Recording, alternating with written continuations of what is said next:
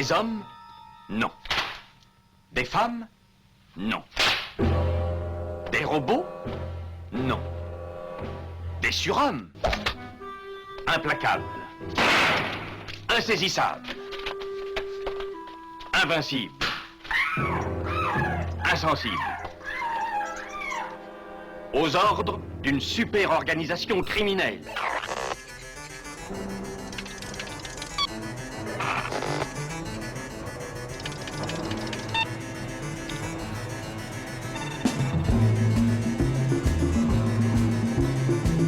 Impossible. Rien n'est impossible pour... Culture Prohibée. Bienvenue pour ce nouvel épisode de Culture Prohibée. Culture Prohibée, c'est l'émission hebdomadaire de la culture panette du Ciboulot, animée par l'équipe des films de la Gorgone. Sur le site des films de la Gorgone, www.lesfilmsdelagorgone.fr, vous pouvez télécharger nos précédentes émissions déjà diffusées sur cette antenne. Culture Prohibée, c'est aussi un profil Facebook et un blog, culture-prohibée.blogspot.fr. Qu'est-ce que tu imagines? Je n'ai pas besoin d'imaginer. Je vois des choses horribles. Je les vis. Qu'est-ce que tu as encore fait? Ce qu'il fallait faire. Pour ton bien.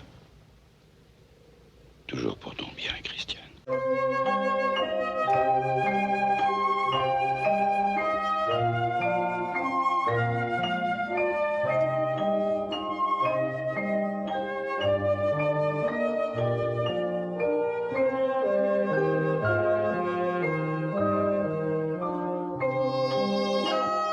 Au sommaire aujourd'hui, une émission entièrement consacrée aux livres événements de la rentrée en matière de bouquins consacrés au cinéma. Je veux bien sûr parler du volume 3 de l'intégrale Midi Minuit Fantastique paru chez Rouge Profond. Et justement, nous allons en discuter avec son auteur, Nicolas Stenzik. Et avant d'interviewer Nicolas, je voulais remercier, notre équipe voulait remercier Guy Astic pour son aide sur cette émission.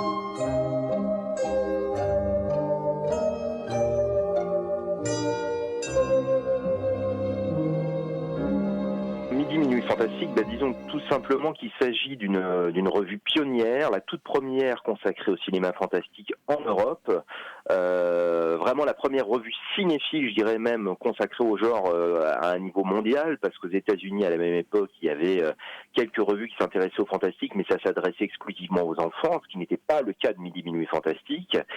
Et au-delà de son statut de revue pionnière, je dirais que c'est aussi une revue manifeste. Il y a eu un manifeste des surréalistes. Midi Minuit Fantastique, c'est ni plus ni moins que dans le contexte d'une France un peu rétrograde, un peu traumatisée par la guerre d'Algérie, ou une France conservatrice dirigée par un général septuagénaire, et ben finalement Midi Minuit Fantastique, ça a été un vaste dépucelage fantastique en terre cartésienne, et ça, de ce point de vue-là, c'est vraiment une date dans l'histoire de la cinéphilie. C'est une revue qui a rassemblé énormément de signatures prestigieuses, des surréalistes comme Félix Labisse, comme Demandiargue, mais aussi des gens comme Ionesco, comme Roland Topor, comme Philippe Drouillet, etc., etc. Bref, c'est une revue extrêmement importante des années 60. Il y a 3 grandes revues de cinéma à l'époque, c'est les Cahiers du cinéma Positif et Midi Minuit Fantastique, sachant que Midi Minuit Fantastique, c'est un petit peu la revue qui fait la diagonale entre les deux autres, de manière assez inattendue. Et voilà, c'est vraiment une revue qui a marqué son temps, qui a lancé un mouvement, le mouvement midi-minuiste, et quelque part, on est un petit peu tous les héritiers aujourd'hui. Quand on s'intéresse au cinéma de genre aujourd'hui, on est un petit peu les héritiers de Midi Minuit Fantastique. Voilà. Et ce volume 3, alors on va parler après de ton texte qui est en préface, mais ce volume 3 est doté d'une incroyable couverture. Enfin voilà, Raquel Welch, dénudée, crucifiée. C'est une photo du célèbre Terry O'Neill, qui était destinée à l'époque à une pub de la Hammer pour le film de Don Chaffee, 1 million d'années avant Jésus-Christ, donc en 66. Tout l'esprit, j'ai envie de dire, tout l'esprit de Midi Minuit Fantastique est résumé dans ce cliché génial. Oui, ça, je suis tout à fait d'accord avec ça. Effectivement, c'est une photo absolument géniale. Alors, pour la petite histoire, je suis pas sûr que la photo ait réellement été destinée à la pub du film, donc Hammer, 1 million d'années avant Jésus-Christ. En revanche, elle a bien été prise sur le plateau du tournage.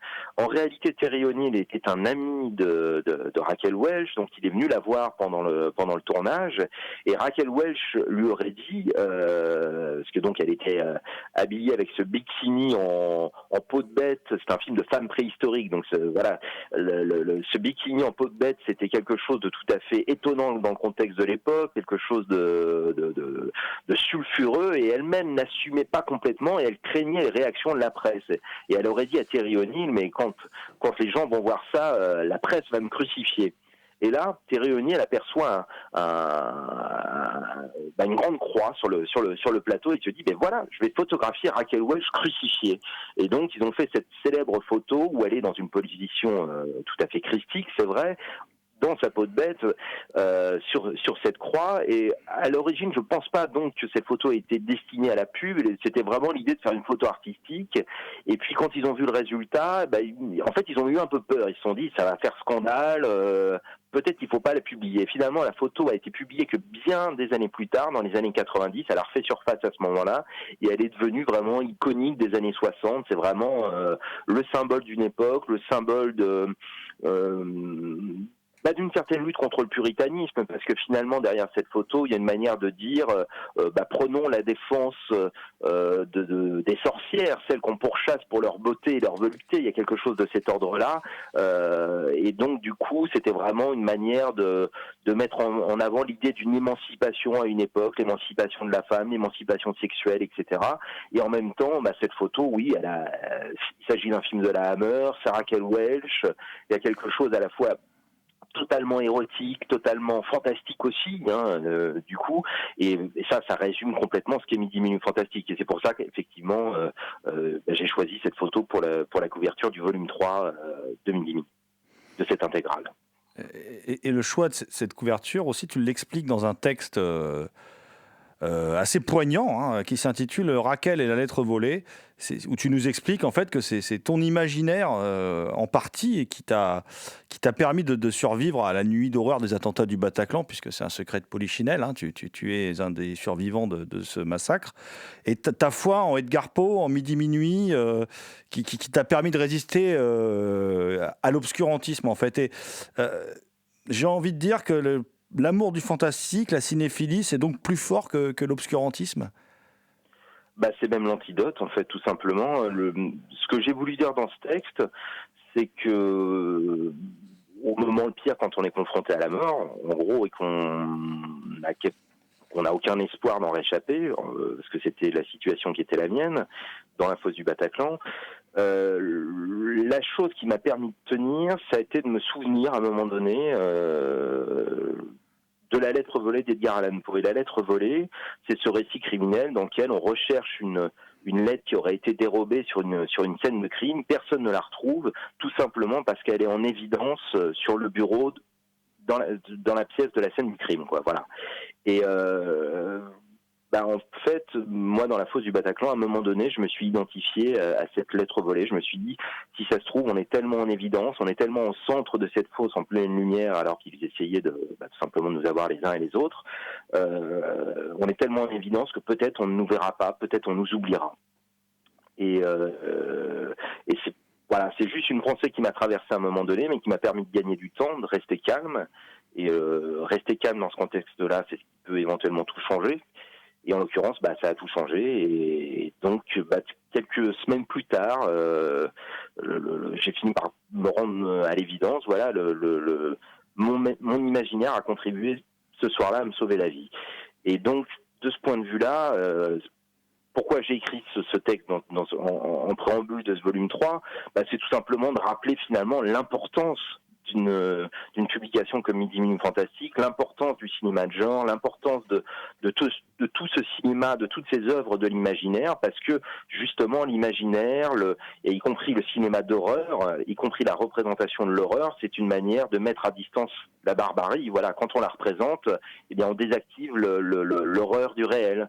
C'est quelque part, j'en ai fait l'expérience vivante. Et c'était ce que je voulais rappeler dans ce texte en préambule du volume. Et de ce point de vue-là, Raquel Welch, c'est la même chose. Cette photo, c'est un formidable appel de l'imaginaire. C'est une photo intensément érotique, et c'était une manière de dire que dans un monde où la pulsion de mort, où Thanatos semble vouloir l'emporter partout, qu'est-ce qui nous reste si ce n'est la foi dans la toute-puissance d'Eros. Voilà, donc de Midi Minuit.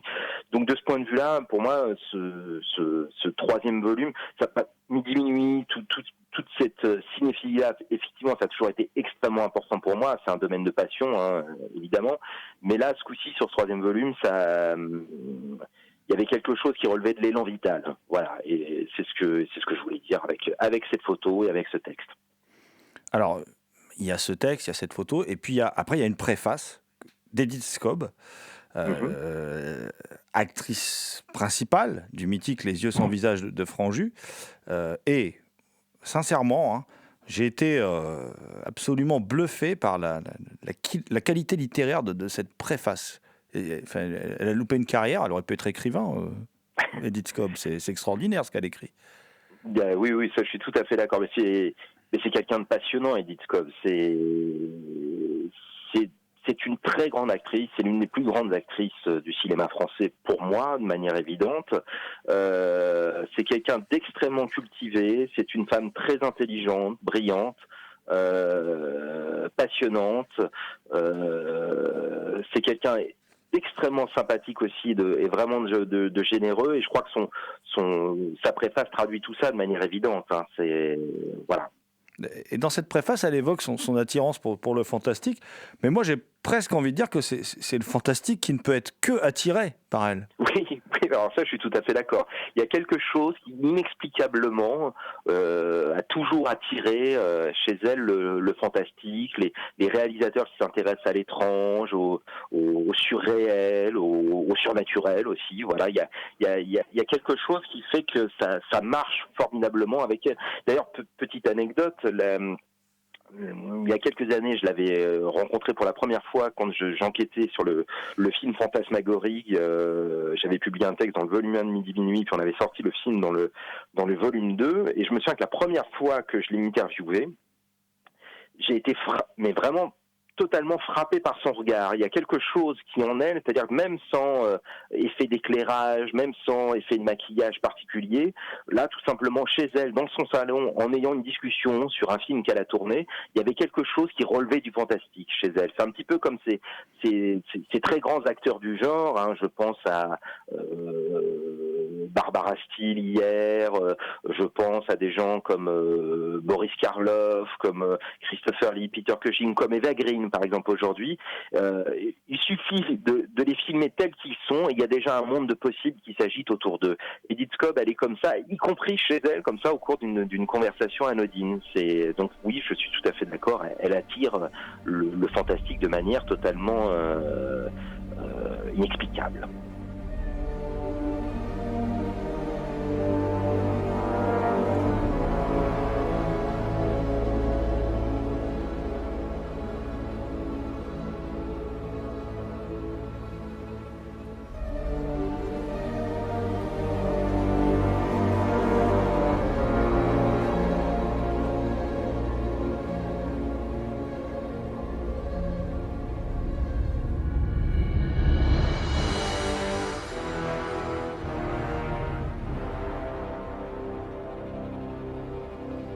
Vous écoutez Nicolas Stenzik, auteur de Midi Minuit Fantastique, l'intégrale volume 3, au micro de Culture Prohibée.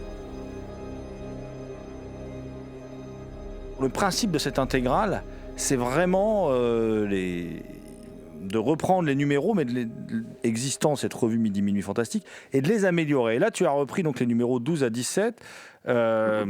Quels ont été les principaux apports que tu as réalisés sur ces numéros? Parce que je sais que tu recherches tout le temps du coup les clichés dans la meilleure qualité, originaux, si possible, en couleur. Enfin voilà, explique-nous un peu toute cette démarche. Alors la démarche est une démarche de restauration en fait. Donc le modus operandi est le suivant. Il s'agit à la fois d'un côté de ressaisir tous les textes pour qu'on ait une qualité de lecture optimum. On restaure tous les éléments de la maquette d'origine comme les titres, les pavés de presse, les pubs, etc. Et pour tout ce qui est de l'iconographie, on essaye de retrouver effectivement tous les tirages originaux dans la meilleure qualité, qu'on va scanner en HD, qu'on va retoucher pour que ce soit nickel, qu'il y ait vraiment les beaux contrastes, qu'il n'y ait pas de griffures sur la photo, enfin bref, pour que tout soit parfait. Mais dès qu'on se met en quête de photos, alors on en retrouve, parfois on les retrouve pas toujours, parfois on en retrouve également d'autres. Et effectivement, quand on retrouve quelques photos supplémentaires, parfois on est très tenté quand elles sont très très belles, de les ajouter. Et donc dans chaque numéro, il y a effectivement parfois, pas systématiquement bien sûr, mais il y a parfois quelques photos, quelques pages qui ont pu s'ajouter. Par exemple dans le numéro 12, il y avait à un moment donné quelques photos de 6 femmes pour l'assassin de Mario Bava, génialissime giallo, l'un des premiers du genre. Et en cherchant les photos, j'ai fini par tomber sur un dossier de presse italien d'époque qui était de toute beauté, et ça m'a paru évident qu'il fallait qu'on mette des éléments de ce dossier de presse. Donc on a rajouté par exemple 4 pages qui nous donnent l'impression de feuilleter le dossier de presse d'époque. Voilà, donc il y a quelques ajouts comme ça. On a retrouvé c'est Daniel Bouteiller qui a trouvé cette photo, une très belle photo d'époque de Nosferatu, Sepia, qui était absolument sublime. Donc c'est pareil, ça me semblait évident qu'il fallait la mettre. On a retrouvé un dossier de presse français d'époque rarissime de Frankenstein lors de sa sortie en 1932. C'est un visuel qu'on n'avait jamais vu nulle part, donc du coup, voilà, ça semblait évident aussi qu'il fallait lui consacrer une double page. Donc il y a comme ça des petites touches qui s'ajoutent dans chacun des numéros. Et pour ce qui est de l'iconographie d'époque, certaines des photos, la revue Midi Minuit Fantastique était imprimée en noir et blanc. Mais certaines des photos qu'ils ont publiées à l'époque étaient en réalité des photos couleurs. Comme nous on imprime en couleur, là c'était l'occasion enfin de les voir, dans leur couleur éclatante d'époque, telles que les lecteurs des années 60 n'avaient pas pu les voir. Donc voilà, de ce point de vue-là, c'est vraiment une espèce de restauration de Midi Minuit. C'est même Midi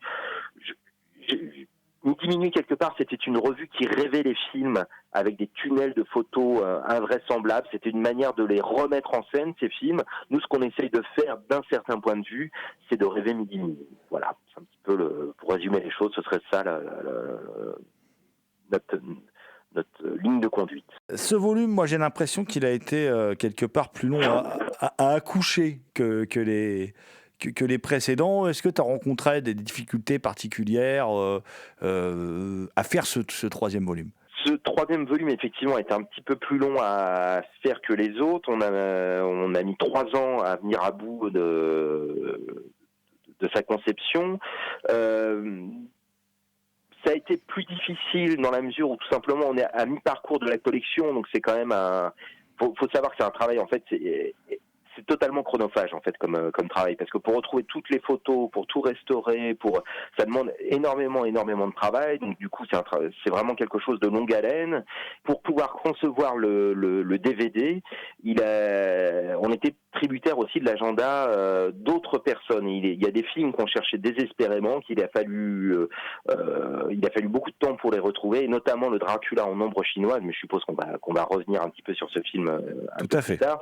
Il a fallu vraiment, on voulait absolument trouver les meilleurs éléments pour pouvoir le présenter. Et ça, on les a pas eu tout de suite. Ça a été vraiment fin 2017 qu'on a enfin mis la main sur des éléments présentables. Et donc Donc voilà, moi il n'était pas question de sortir le volume tant qu'on n'aurait pas tout. Le critère, c'est toujours un critère d'exigence à tous les niveaux, que ce soit sur le livre, sur le DVD. Donc tant que c'était pas prêt, tout simplement. Voilà. Non, mais bien sûr, il vaut mieux avoir un produit fini de qualité et puis attendre. C'est pas un problème. Comme d'habitude, hein, dans l'ouvrage, figure un entracte, parce que n'oublions pas que Midi Minuit Fantastique était aussi une salle de cinéma. Et tu nous y proposes diverses choses, dont un entretien avec Roger Corman. Alors j'ai envie de dire, pourquoi Roger Corman plus qu'un autre, après tout? Et puis surtout, qu'est-ce que tu retiens de ta rencontre avec le maître incontestable du cinéma d'exploitation US, qui a l'air d'être un conteur assez extraordinaire? Alors pourquoi Corman ? Eh bien tout simplement parce que j'ai eu l'occasion de le rencontrer. Donc voilà, c'est aussi simple que ça. De publier quelque voilà. chose, tout simplement. Parce que j'avais déjà publié une partie de cet entretien il y a quelques années dans l'Écran Fantastique, mais j'avais pas eu l'occasion de le publier en intégralité. Donc ça, c'était une frustration à l'époque. Et je tenais une occasion enfin de publier vraiment dans son intégralité. Donc j'allais pas m'en priver.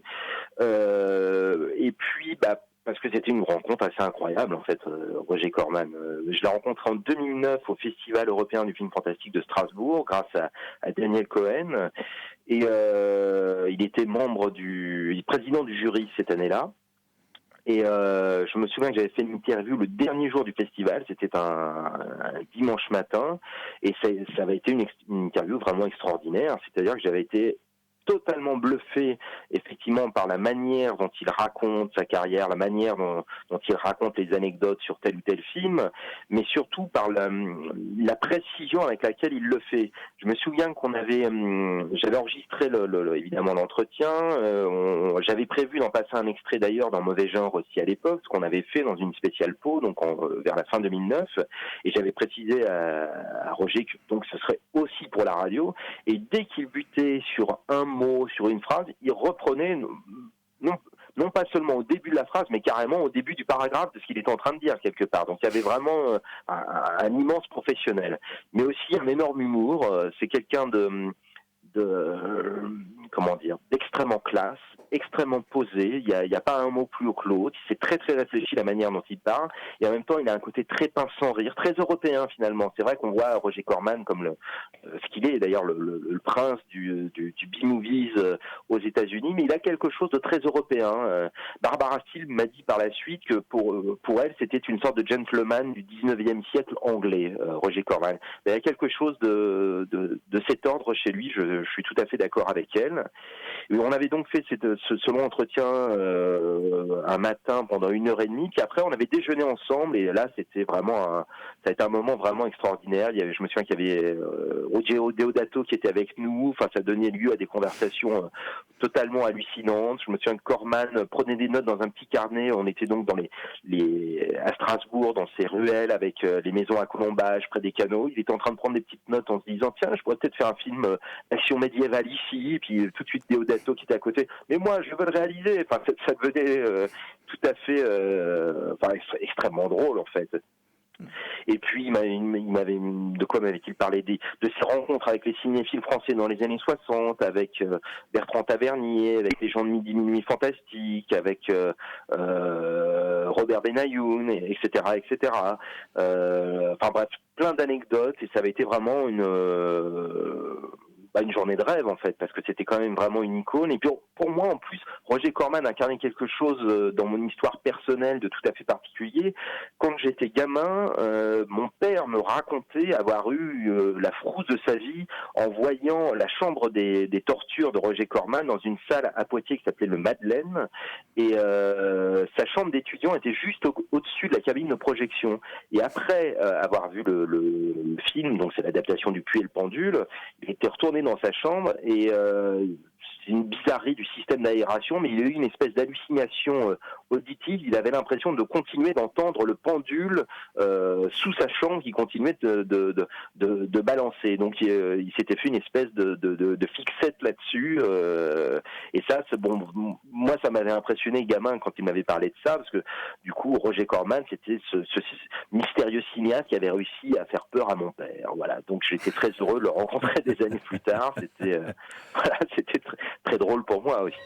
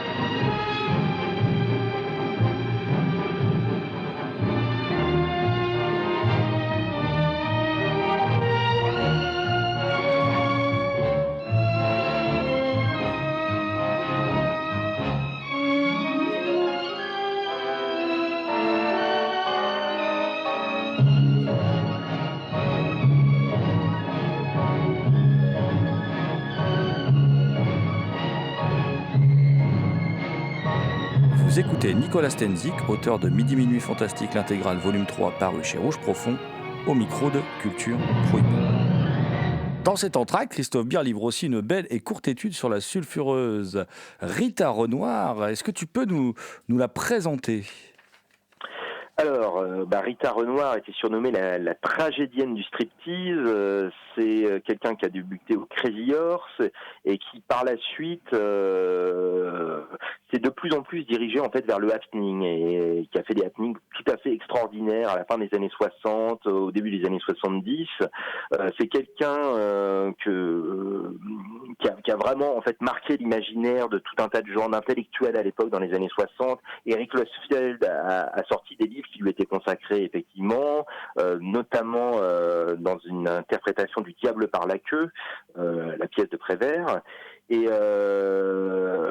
c'est vrai que quand on en a parlé avec Christophe Beer, qu'on cherchait une nouvelle mise pour la rubrique Midi Minuit 6, très rapidement, Rita Renoir nous est apparue vraiment comme quelqu'un qui méritait cette rubrique et qui méritait vraiment de belles pages iconographiées, de belles photos. Ça nous semblait évident, d'autant plus qu'à l'époque, dans Midi Minuit Fantastique, on voit à plusieurs reprises Rita Renoir. Il y a même une interview dans un numéro tardif, dans le numéro 22 ou 23, là je cite de mémoire. Voilà. Et ce que je tenais à dire aussi également par rapport à cette rubrique, c'est qu'initialement c'était Michel Camp qui tenait cette rubrique Midi Minuit Missive, mais comme tu sais, Michel Camp est décédé fin 2014. Le dernier texte qu'il a pu écrire, c'était d'ailleurs le texte pour le volume 2 consacré à Sylvie Bréal pour cette même rubrique. Et quand il s'est agi de trouver un successeur à Michel pour cette rubrique, moi il m'est apparu évident que Christophe Beer, on pouvait pas trouver mieux que Christophe Beer pour succéder à Michel, pour faire une rubrique érotomane avec ce talent, avec cette qualité littéraire, avec cet état d'esprit, cette personnalité qui est la sienne. Ça me semblait être une évidence. Voilà. C'est vrai. Je trouve qu'il prend le relais avec beaucoup de talent, effectivement. Il y a une rubrique dessin aussi. Alors, On en parlera plus tout à l'heure parce qu'on parlera du contenu du DVD, mais on découvre l'un des premiers travaux de Philippe Drouillet lorsqu'il collaborait avec Jean Boulet. Alors, moi, quand j'ai rencontré Philippe Drouillet, il m'avait dit au sujet de cette collaboration qu'en gros, Jean Boulet n'avait jamais touché à ses fesses, pour le dire plus poliment. Voilà, c'était assez marrant. C'est ce qu'il m'a dit aussi. Ça, il me l'a précisé d'emblée également. D'accord. Mais il nous avait aussi expliqué cette collaboration un peu folle avec Jean Boulet qui ramenait des marlous, des types un peu des frics dans la boutique, tout ça. Enfin, c'était un peu dingue quand même leur collaboration. Ah oui, tout à fait. Alors, par rapport au dessin dont tu parles dans l'entracte du Midi Minuit, dans le chapitre central, ça, ce sont des dessins exclusivement de Drouillet qui sont faits postérieurement à leur relation de travail au début des années 60 quand ils travaillent sur le film d'Ombre chinoise. Mais on tenait vraiment à mettre ces dessins, qui sont donc des illustrations du Dracula pour l'édition 7 chez Opta en 1968-69. On tenait à mettre ces dessins parce que de toute évidence, ils étaient dans la filiation de ce Dracula ombre chinoise qu'ils avaient conçu ensemble, Philippe Drouillet et Jean Boulet au début des années 60. Alors, pour ce qui est du Dracula en ombre chinoise, donc ce projet de film, effectivement, en collaboration complètement dingue, effectivement, Jean Boulet, personnage très haut en couleur, personnage extrêmement extrême, comme le dit François Angelier dans le documentaire qu'on a réalisé consacré à Boulet. C'est vraiment ce film où ça a été vraiment de la folie. C'est-à-dire que c'était pas du tout une production classique, c'était vraiment une espèce d'utopie artistique. C'était un atelier permanent. Drouillet il travaillait, il a conçu ses tout premiers dessins. C'est là qu'il a appris à dessiner quelque part. Mais on y trouve aussi Boris Bergman, le futur auteur de chansons pour Bashung, pour les Aphrodite Child et compagnie. On y trouve toutes sortes de personnalités. Et effectivement, Boulet allait de temps en temps, il allait draguer dans des lieux sordides de banlieue et il ramenait toutes sortes de marlous de banlieue, des voyous, etc. Et les séances de travail pouvaient se transformer parfois en partouze et parfois revenir aux séances de travail. Mais alors les séances de travail avec les marlous, ça devenait n'importe quoi. Donc du coup, souvent, Drouillet s'arrachait les cheveux pour essayer de sauver ce qui pouvait l'être. Il redessinait des choses, il redécoupait des dessins pour les séances d'ombre chinoise. Et donc c'était une production totalement folle qui a donné un film pour le coup inachevé parce que bien sûr Boulet ayant la personnalité qu'il avait, il pouvait aussi se lasser après s'être enthousiasmé totalement pour un nouveau projet. Et donc le projet est resté lettre morte aux alentours de 65-66 grosso modo. Et voilà ce qui a contribué au mythe de ce film dont tout le monde a entendu parler à l'époque mais que personne n'avait vraiment vu. Mais bon, déjà, toi, tu me dis, tu penses, c'est vraiment des dessins de Boulet. Drouillet a quand même un peu dessiné dessus. Enfin, je ne sais pas si là-dessus tu as des infos. Et puis, oui. Ça, c'est très précisément. Boulet a dessiné, Drouillet a dessiné. D'accord. Il m'a reprécisé quelle partie de quel décor il a pu faire. Et oui, on retrouve. Boulet était vraiment le maître d'œuvre, il savait précisément ce qu'il voulait, c'est lui qui donnait toutes les indications. Il y a des dessins qu'il faisait lui-même et je sais que Drouillet a pas mal participé à des décors, notamment il y a à un moment donné une Vierge de Nuremberg, il m'avait précisé que c'était lui qui l'avait faite, les lianes sous le pont-levis ou les chauves-souris, il m'avait dit que c'était lui. Et effectivement, quand on regarde le Dracula, cette illustration pour le Dracula chez Opta en 68 qu'on a donc réédité dans ce volume 3 dans l'entracte du Midi Minuit, on retrouve ces points communs, on retrouve les lianes sous le pont-levis, on retrouve des chauves-souris, on retrouve c'est vraiment dans la filiation de ce qu'ils avaient conçu ensemble quelques années auparavant. Donc voilà. D'accord, donc en fait la version qu'on a là, c'est la version la plus complète. Il n'y aura jamais de version plus complète que celle-ci. Alors, ce qu'il faut préciser dans le DVD, le film, en fait, on a retrouvé donc quelques rares rushs qui ont survécu à l'époque grâce à François Angelier et à Philippe Drouillet, parce que François Angelier avait organisé au début des années 2000 un hommage à Jean Boulet à Beaubourg. Il avait réussi à l'époque à se procurer une copie des rares rushs existants qu'un collectionneur avait dans sa collection. Il l'a fait projeter à Beaubourg à l'époque et une numérisation a été faite. La copie en question, elle est retournée chez le collectionneur qui ne veut absolument plus s'en séparer aujourd'hui, il veut plus la diffuser, il veut pas que le film soit vu d'ailleurs. Il estime que c'est un film mythique et que ça nuirait au film d'en voir la moindre image, avis que je ne partage évidemment absolument pas. Mais grâce à la numérisation de Beaubourg qu'avaient conservé Druillet et François Angelier et qui nous ont passé, on a pu faire un montage, parce qu'on s'est vite rendu compte qu'en fait c'était montable, hein. Il y avait toutes sortes d'essais de plein de scènes différentes, on voyait bien que tout correspondait à peu près aux aventures de Jonathan Harker dans le château du comte Dracula, c'est-à-dire les 100 premières pages du roman, grosso modo. Puis on a essayé de mettre ça dans l'ordre, à chaque fois prendre la meilleure prise, et puis très rapidement, voilà, on avait un film qui tenait réellement la route. Et donc du coup, on a projeté le film à Druillet. Ça a été un moment extrêmement émouvant. Il m'a demandé de le voir, je ne sais pas combien de fois d'affilée. Je dirais au moins 4, 5, 6 fois d'affilée. Il en avait les larmes aux yeux. Il était très ému de voir le film exister enfin, quelque part. Voilà, il ne l'avait jamais vu autrement que sous la forme d'essais plus ou moins réussis, plus ou moins ratés. Voilà. Et donc, voilà, en mettant les meilleures prises bout à bout, on avait quelque chose qui était absolument magique, hein. C'est vraiment un retour à la préhistoire du cinéma, le théâtre d'ombre. On a un retour à l'idée vraiment de la magie, parce que le théâtre d'ombre d'ailleurs relève de la magie, hein, à l'origine. Il y a même quelque chose qui relève un petit peu de l'occulte dans les ombres chinoises. Et ce film, quelque part, c'est vraiment à la fois des obsessions de Boulet lui-même, de son identification à Dracula, de son amour pour les mythes, de sa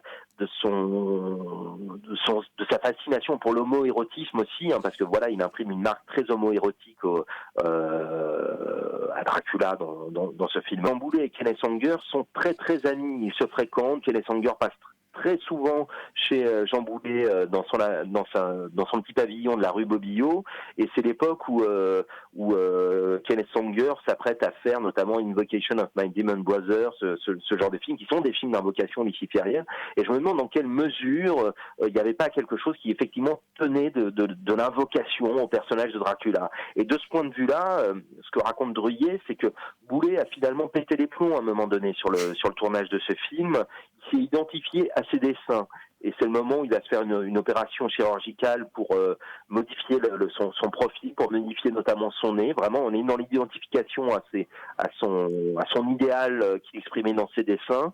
Et ce qu'explique Druillet, c'est qu'à partir du moment où Boulet s'est vraiment identifié à ses fantasmes, ça a été le début de la fin quelque part pour Jean Boulet. Ça a été vraiment ce qui l'a entraîné vers ce parcours totalement masochiste où par la suite, il va monter sa librairie, le kiosque, mais il va totalement s'endetter, il va avoir des problèmes de fisc pas possible, et il finira par fuir le fisc et la France vers l'Algérie, et on finira par le retrouver un beau matin pendu aux portes du désert. Voilà, et on n'a jamais su s'expliquer s'il s'agissait d'un meurtre, d'un suicide, d'un accident SM qui aurait mal tourné aussi. C'était tout à fait possible.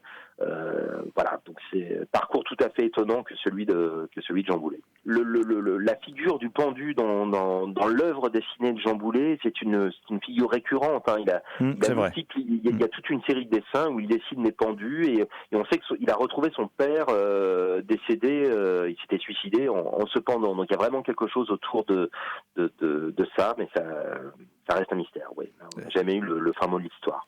D'ailleurs, puisqu'on parle de Jean Boulet, il y a dans l'entracte, il y a aussi toute une partie avec des photographies où l'on voit Jean Boulet, parce qu'en fin de compte, on n'a pas beaucoup d'images de lui avant qu'il se fasse refaire le visage, en compagnie de Jean-Claude Romer. Alors ça, c'est une série de clichés rares. Je pense que tu y tenais particulièrement.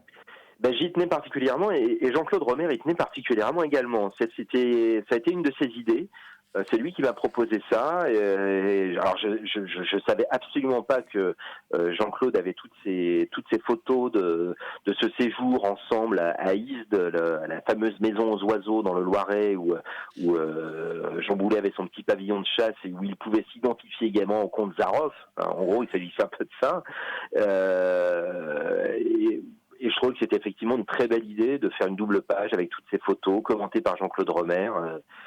Voilà, moi je tiens toujours à ce qu'il y ait effectivement une collaboration aujourd'hui à cette intégrale Midi Minuit de Jean-Claude Romer. C'est quand même l'un des fondateurs, l'un des rédacteurs en chef, et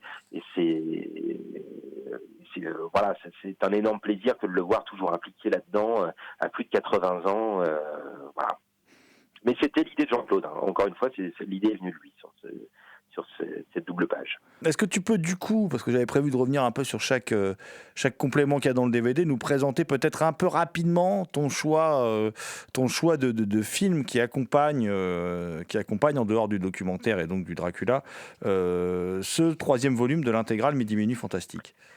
Alors, on est très heureux de présenter une sélection de 6 courts-métrages ou réalisés par des Midi Minuit, c'est-à-dire des gens qui ont écrit dans la revue, ou par des proches, ou des gens qui appartenaient un petit peu à cette galaxie Midi Minuit à l'époque, enfin en tout cas qui relèvent de ce mouvement. Donc, outre le Dracula en bois chinoise, on a un court-métrage absolument splendide en image animée qui s'appelle La brûlure de 1000 soleils de Pierre Cast.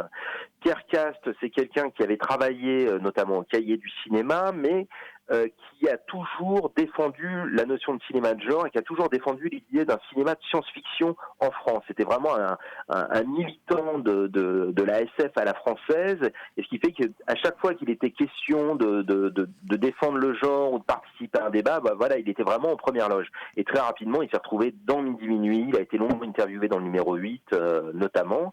Et La brûlure de 1000 soleils, comment décrire ce film ? Je dirais que c'est une espèce de variation à la fois libertine, mélancolique et cosmique, ou en tout cas interstellaire, sur la tragédie de Bérénice. C'est monté par Chris Marker, c'est un grand film de science-fiction, c'est très beau, c'est très poétique, et il a été diffusé à l'époque à l'ORTF, dans les années 60. Il a eu des prix dans toutes sortes de festivals, notamment à Trieste, et c'est un film qu'on n'a pas revu en fait en France depuis de très très nombreuses années, si ce n'est depuis les années 60.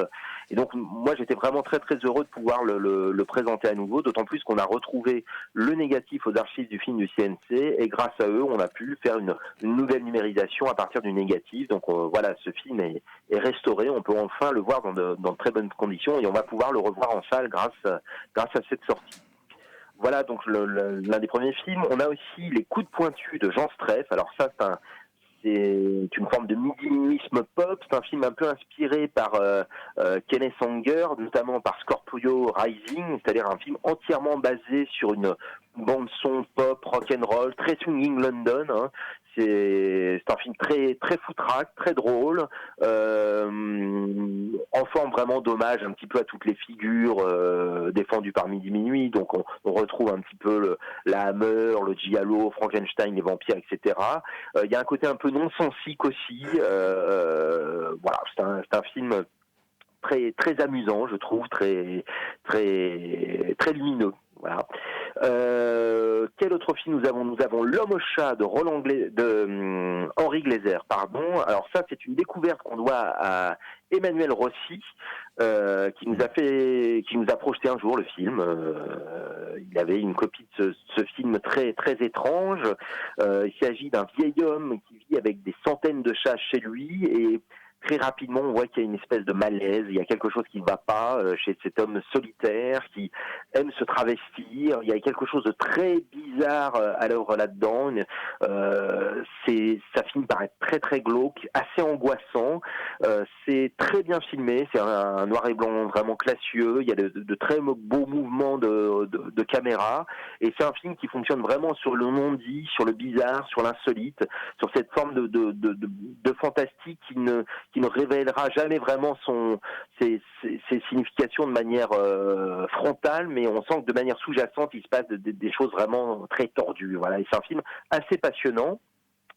On a un autre film de Patrice Molinard, je dis un autre parce que Patrice Molinard, c'était le réalisateur de Fantasmagorie qu'on avait présenté dans le volume 2, un film qui s'appelle Le Détour, qui est là aussi très étrange, presque abstrait, et je dirais que c'est une espèce de fantasmagorie à l'envers. On retrouve un petit peu l'idée du parcours du vampire qui allait du Val d'Oise vers Paris dans Fantasmagorie. Là, on a une espèce de personnage étrange qui se promène avec un enfant depuis Paris et qui va rejoindre la banlieue profonde.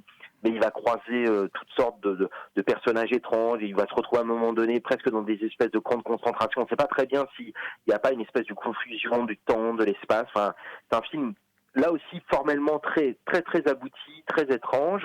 Et le dernier film de cette sélection, c'est Ténèbres de Claude Loubary. Alors ça, c'est Jean-Pierre Bouixou qui m'a fait connaître ce film. Jean-Pierre Bouixou et Noël Simsolo, ce sont tous les deux qui m'en ont parlé.